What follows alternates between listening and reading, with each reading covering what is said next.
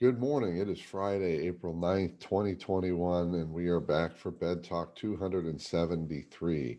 And the topic today is questions. On our podcast yesterday, Craig Matthews and I were interviewing Denise Cooper, who's written a book called Remarkable Leadership Lessons. So we were talking leadership, which is what we typically talk about on the Leadership Junkies podcast. At the end of the conversation, and I call it that on purpose, not interview, Denise said to us, boy, you guys ask really good questions, which I always take as a great compliment because I'm committed to questions. I'm intentional about questions. I continue to assess where can I use questions instead of statements and moving towards this ideal communication model that I heard many years ago that says that the best communication is 80% questions and 20% statements. Think about that. So I love questions and I love learning about and from questions and developing new questions and doing something that I call, which is in a conversation, whatever it is, listening for the next question. That's something I do very intentionally.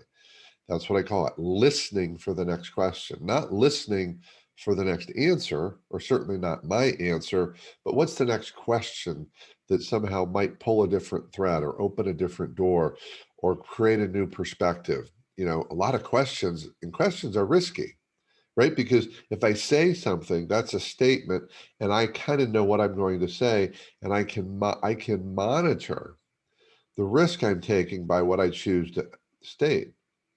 But questions are risky because I don't know what the answer is going to be. I don't know what someone's going to think of the question or of me. And it's a vulnerability, actually. This is one form of leadership vulnerability, is asking a question, seeking to understand, getting others' input versus doing a lot of telling, which is the least vulnerable form of communication.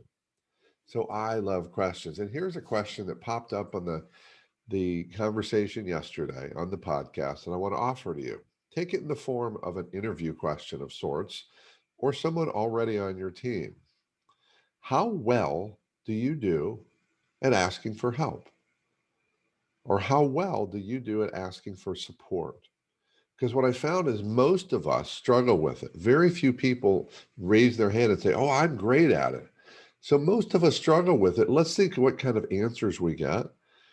And let's go deeper from there. And if someone says, yeah, I think I'm really good at it, then the follow-up is, well, give me a specific example where you asked for help or support, particularly when it wasn't obvious that you needed it. Because when it's obvious you need it, it's a lot less vulnerable to ask for help in that moment. So that's the new question. But just a reminder today to keep answering and ask. Just that's what happens when the phone rings. Just a reminder to keep asking questions and keep honing your questioning skills because here's the truth, leaders ask better questions. That's it for today. Keep taking care of yourself and everyone around you, and by all means, stay connected.